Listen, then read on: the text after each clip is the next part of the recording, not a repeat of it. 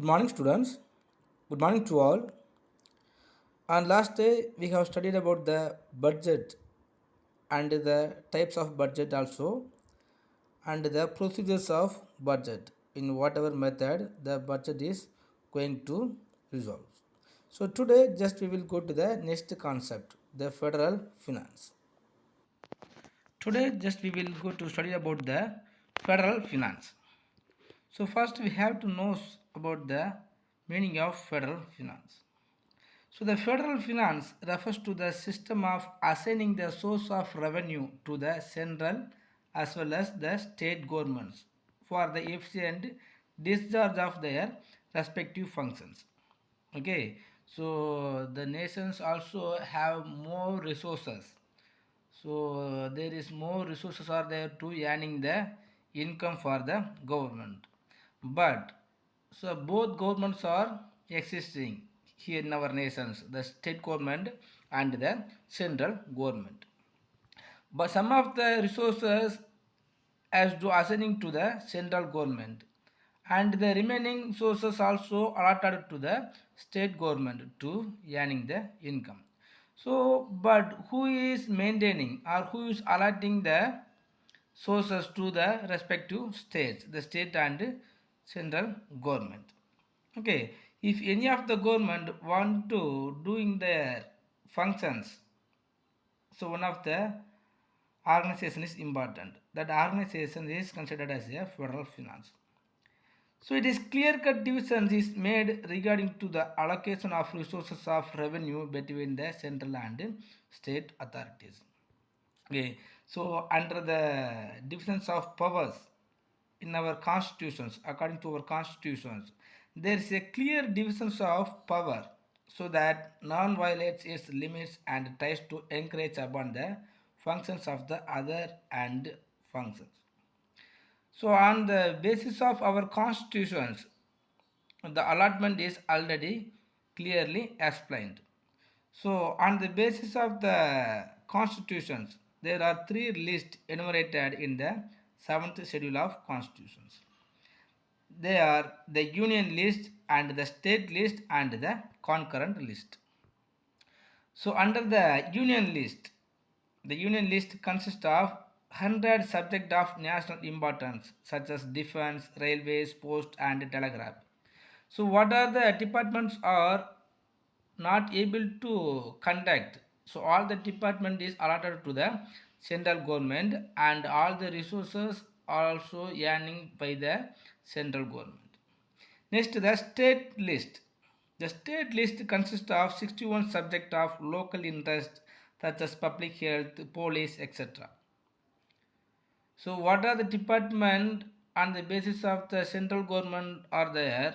So like that some of the same departments conducted by the state government is enumerated by the state government.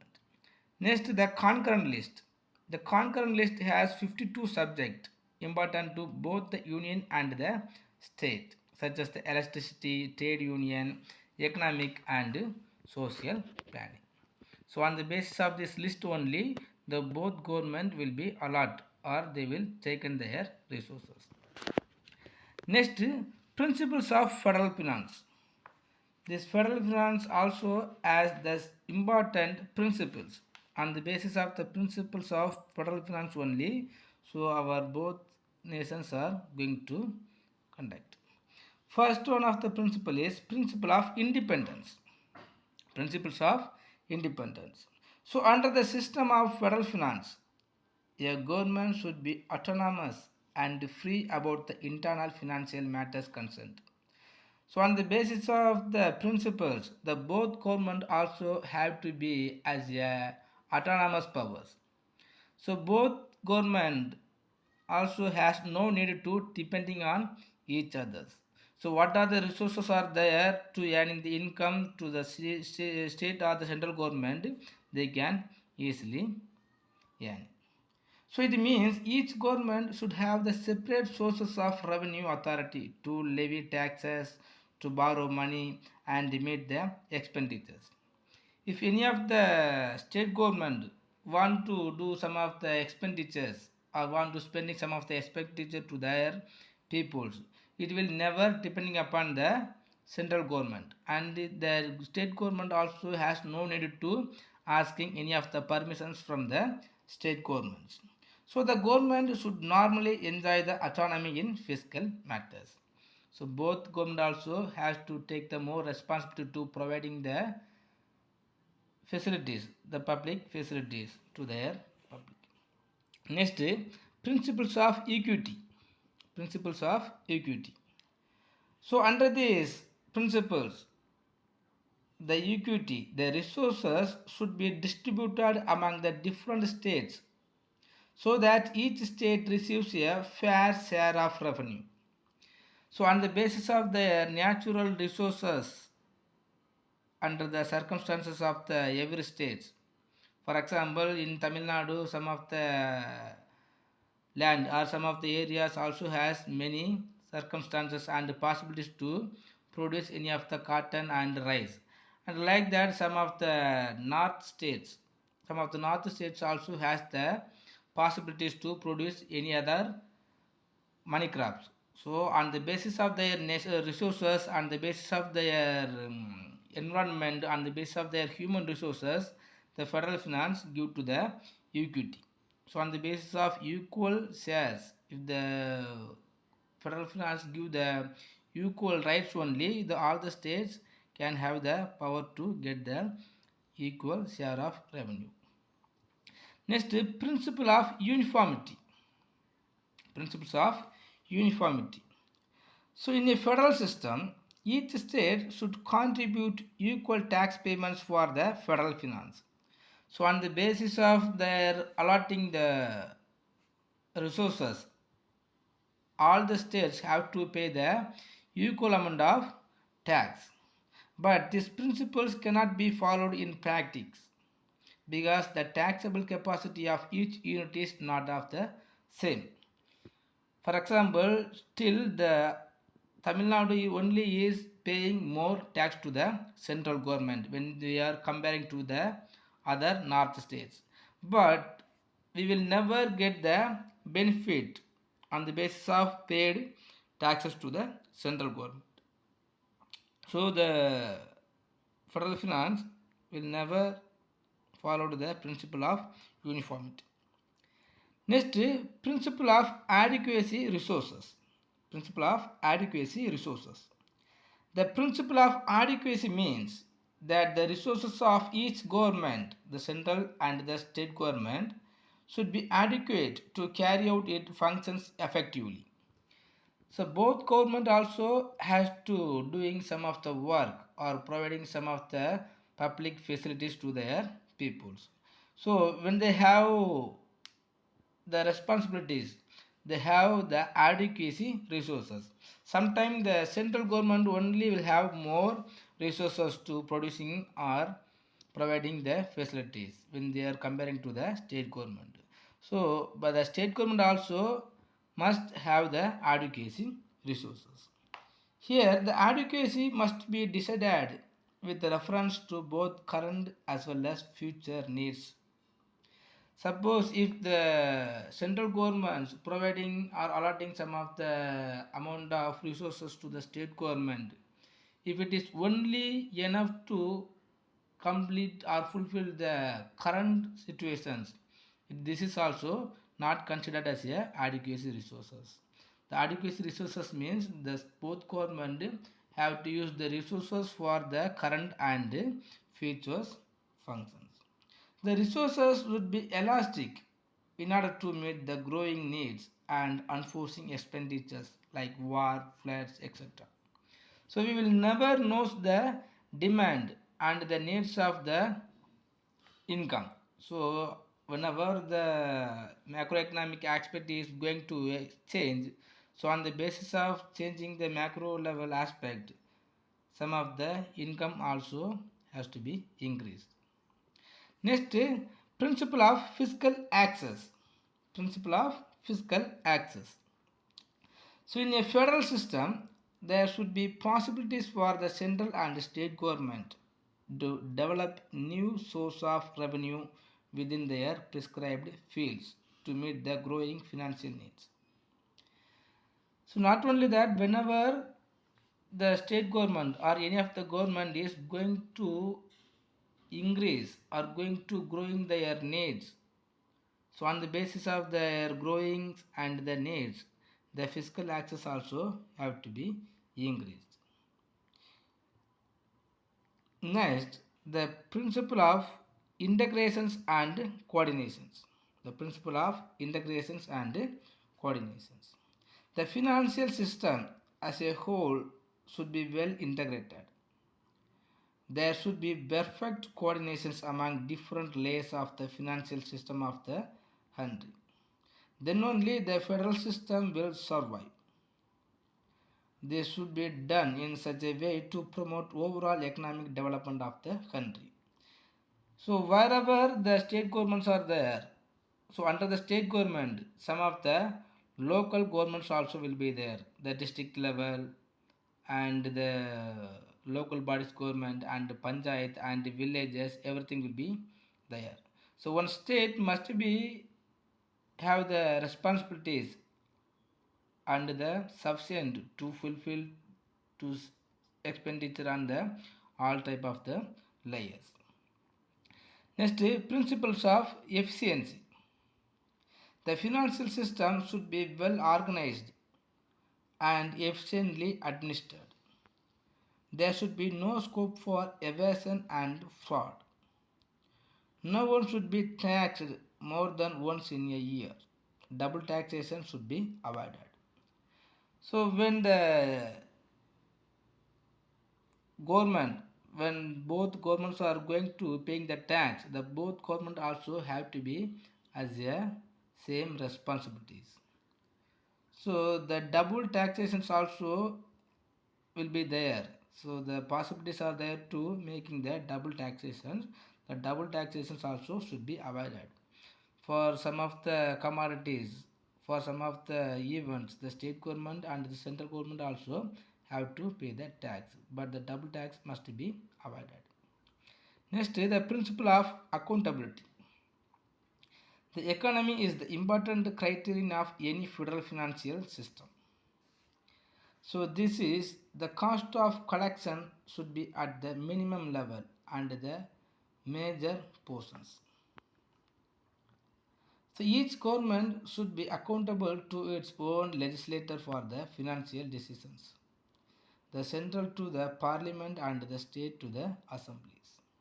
So the both government also has to be take the responsibilities to the accountability. The both government has to submit their income and the expenditures and their accounts for their parliament and in the legislative assemblies. Next, the local finance. Next, the local finance. The local finance refers to the finance of local bodies in India.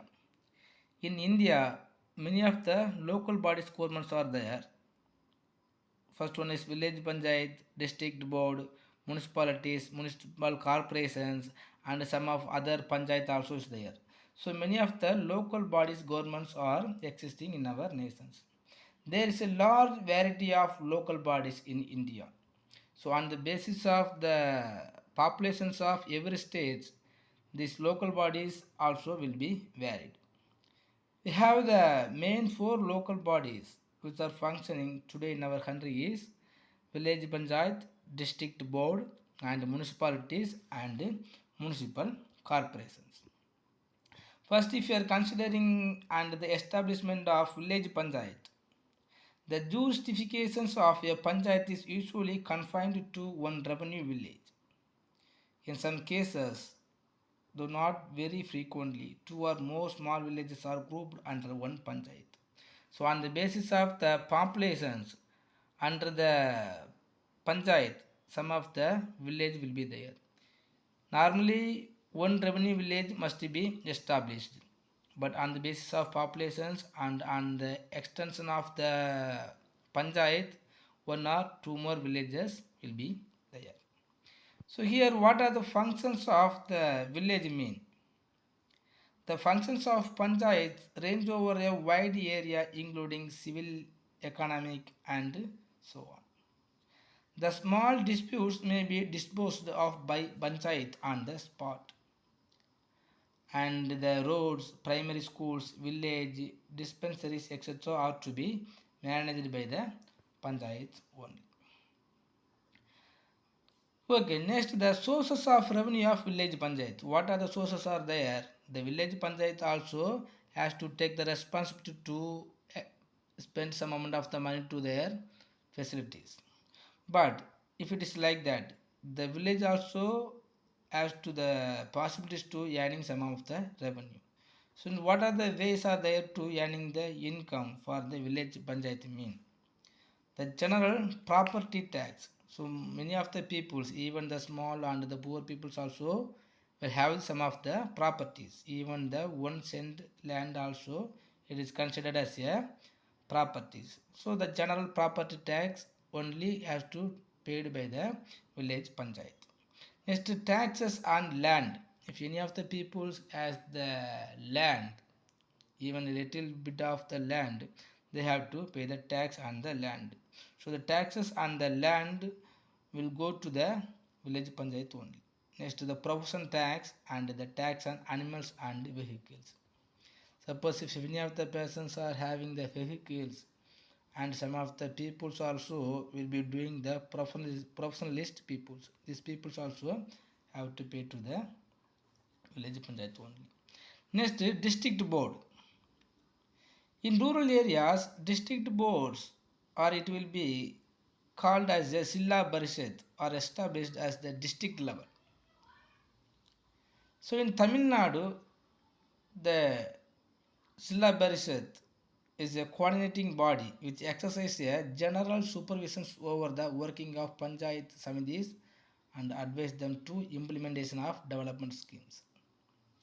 So now the district boards are not very clearly. And next the municipalities. The establishment of municipalities and the functions of municipalities is the municipalities are bodies or institutions which are established in urban areas for looking after local affairs such as sanitation, public health, local roads, lighting, water supply, cleaning of streets, maintenance of parks and gardens and something etc.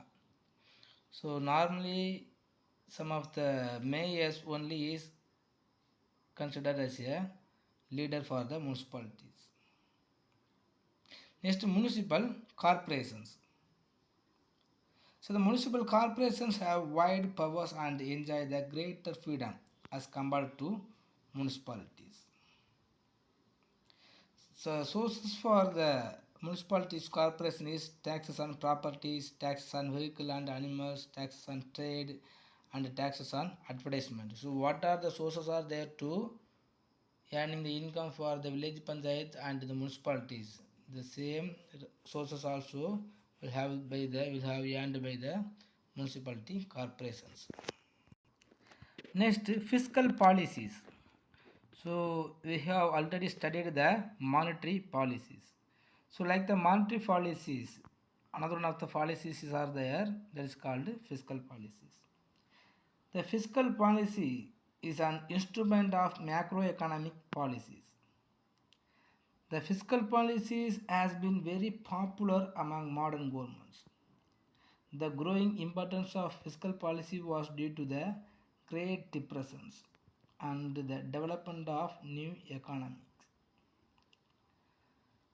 So in common parlance, the fiscal policy means the budgetary manipulations affecting the macroeconomic variables like output, employment, savings and investment, etc. So the budgetary manipulations. So fiscal policies means simply just you consider it is the budgetary manipulations. So the macroeconomic variables, some of the macroeconomic variables are there: output, employment, savings, investment. So on these macroeconomic variables, what are the effective have to be created, that is called fiscal policies. Next, the fiscal instrument. The fiscal policy is implemented through the fiscal instrument act. So this is also called the fiscal tools or the fiscal levers. By using these fiscal instruments only, we can bring the good or efficient fiscal policies. The government expenditure, the taxation and the borrowing are considered as the fiscal tools or the fiscal instruments. First one of the instrument is taxation. Already we have studied very clearly about the taxation. The taxes transfer income from the people to the government. And not only that, the tax is the compulsory payment to the government by the public. The taxes are either the direct or the indirect taxes, as we have studied already.